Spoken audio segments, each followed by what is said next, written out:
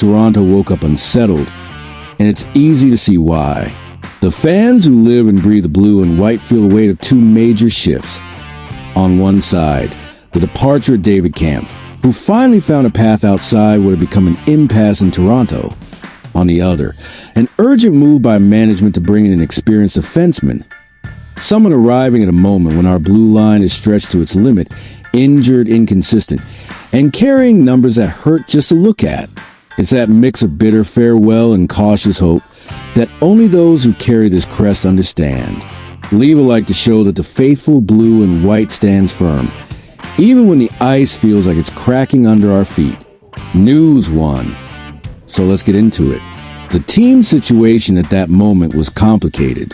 Toronto held on to a veteran player like David Kampf, but couldn't truly fit him into the structure of the season. He had started with the Marlies after the preseason, played only 4 AHL games, and even then it was no secret that the relationship was already worn down.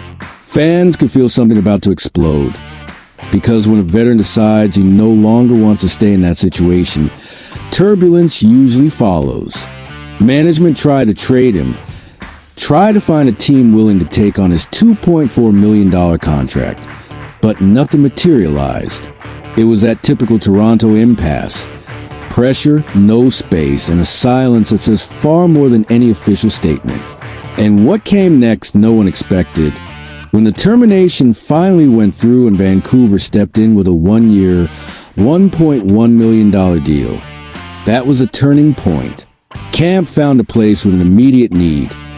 The Canucks were dealing with multiple injuries among their forwards and needed a reliable two-way center. He arrives to play among the bottom 6, in a role that had always been his specialty.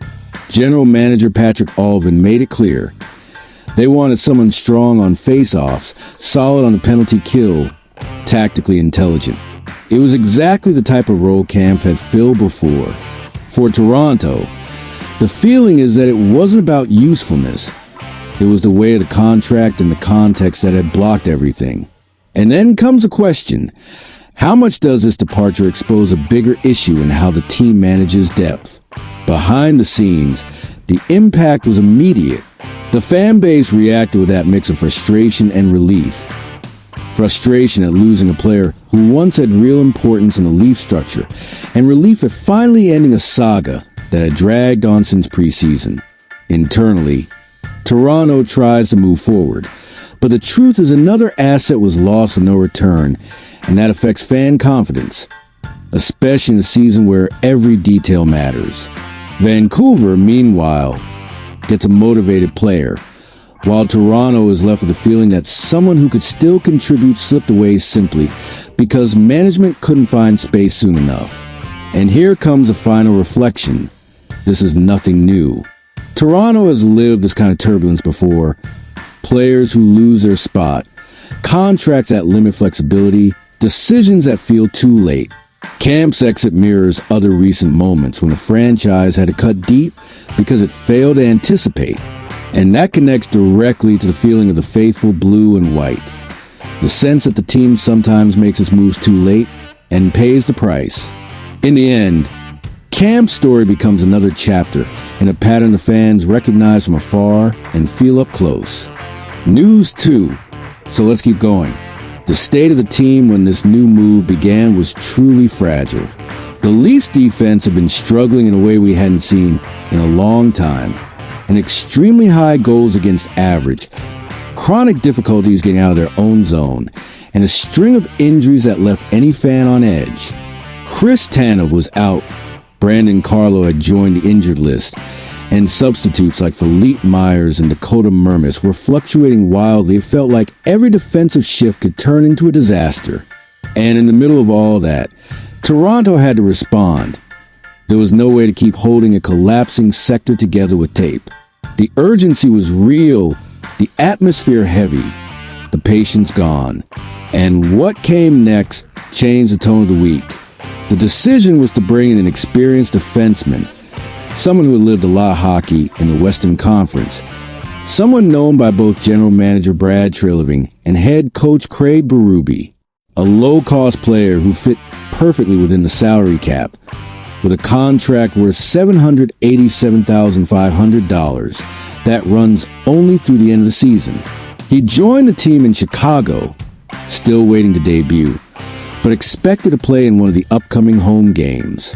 It wasn't a blockbuster signing, it wasn't a name that lights up headlines, but it was someone who understands the game, who has had 20-plus point seasons, who has shown playoff reliability, and who arrives just when the team needs someone steady, energetic, and trustworthy. And here's the question.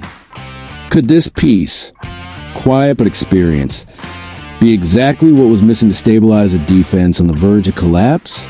Behind the scenes, this reinforcement brought a breath of relief. Even as the shortest defenseman on the roster, he compensates with strength, energy, and hockey IQ. In Edmonton, he had been used sparingly this season, which suggests he may arrive with something to prove. Meanwhile, Toronto faces another wave of trouble, the injury to Anthony Stolarz, which will force the team to use its fourth different goalie before even reaching the 20-game mark. The defensive storm isn't just technical. It's physical, emotional, structural. For the fans, it feels like déjà vu. When the defense breaks down, the rest of the team feels it, and it weighs heavily. And then comes a deeper analysis. This signing, as simple as it looks, represents a silent desperation the team has been trying to manage for weeks. Toronto has been here before. Patchwork defensive systems, goalies rotating one after another, injuries tearing apart any plan. The arrival of this defenseman shows something the faithful blue and white knows well. The team needs to rediscover itself in its own zone, rebuild confidence in small plays, and recover its identity. It's an attempt to bring stability at a moment when every adjustment feels like a cry for help. And this move, discreet but essential, reveals how much the season is already demanding mentally. So let's wrap up this story. What remains after these two pieces of news is that weight only those who live the blue and white can understand. On one side, the departure of David Kampf, a chapter that ends exposing issues of fit, timing, and management, leaving Toronto without a return and with a bitter feeling that something could have been done earlier. On the other, the arrival of an experienced defenseman at a moment when the blue line is barely holding. Try and keep a season that is already demanding more than expected from slipping away. It's as if the team is balancing between forced farewells and emergency solutions, walking a fine line between hope and concern. The faithful blue and white looks at this scenario and feels everything at once. Frustration over what's lost, relief at the necessary moves, and that stubborn flame that never goes out. Because even in the roughest phases, this crest still carries history, weight, and pride. Being a Leafs fan is exactly that. Believing when the ice shakes, pushing forward when the path looks crooked, and hoping that this time the team finds its footing before the season tightens even more. Tell me what you think about these changes, Heart of Toronto, and leave a like to show that this passion never fades.